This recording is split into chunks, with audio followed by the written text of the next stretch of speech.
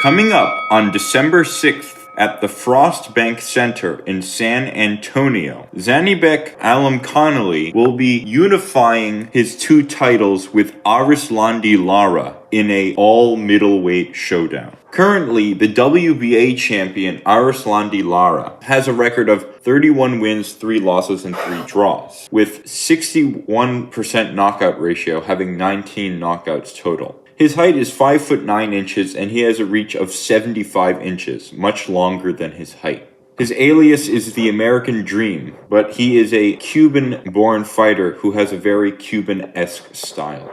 On the other hand, we have Zhannibek, who has a record of 17 wins, 0 losses, and 0 draws, and 12 of those wins come by way of knockout. He is currently the #1 ranked middleweight in the world. He has the IBF and WBO World Middleweight Championships, and he is 2 inches taller than Lara, but with a reach that is shorter than Lara by a few centimeters.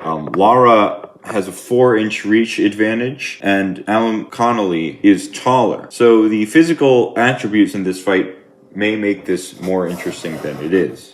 Zhannibek is a Kazakhstani-born boxer who lives in California, but he's fought in Kazakhstan several times, and he is currently touted as one of the more avoided fighters in boxing. He's getting a resume that has certain parallels to Golovkin, and he has certain noticeable parallels to Golovkin, one being that they're both Kazakhstani-based boxers, and 2, that they're very good middleweights who seem to be being avoided.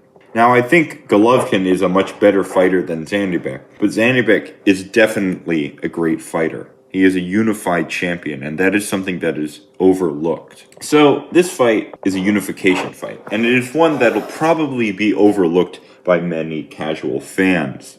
The middleweight division is one of the more dead divisions, as many people would say right now. Its best, Zhannibek, has not really fought notable competition. He's defended his unified titles against regional level fighters, solid European level to British level fighters, and he has gotten the knockout and dominant wins over a plethora of middleweight fighters.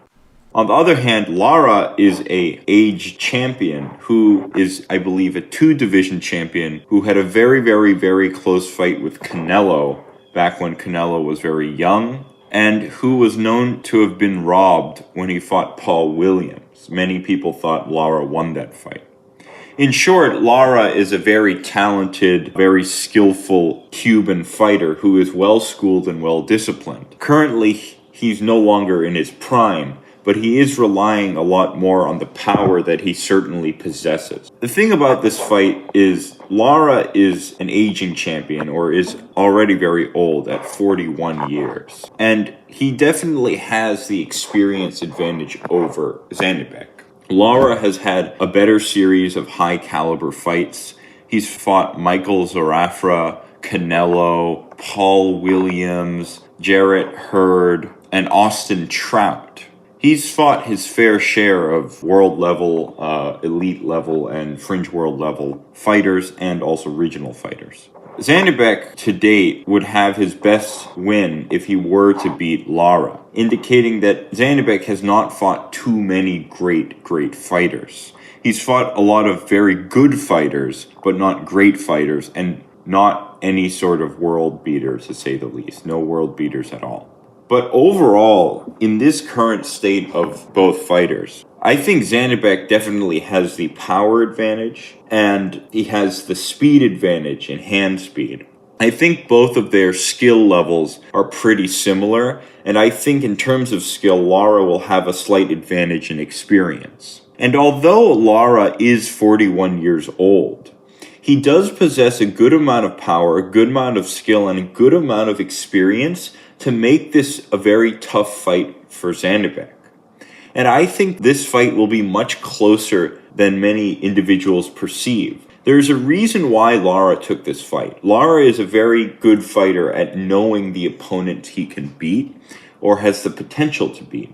And I think Lara believes that he will be able to outbox Zhannibek pretty comfortably. However, I think Zhannibek definitely has a switch that has not been turned yet. I believe there's a dial that he still needs to turn to his full potential, and I think Zhannibek has another gear he could go into in this fight. Zhannibek is an excellent fighter, and he has not shown his world-level prowess to the fullest extent. Therefore, for my official prediction, I have Zhannibek Alimkhanuly winning by a comfortable unanimous decision where he will pretty much win the majority of the rounds and become a 3-belt unified champion. This is Zachary Cloutier at Ringside.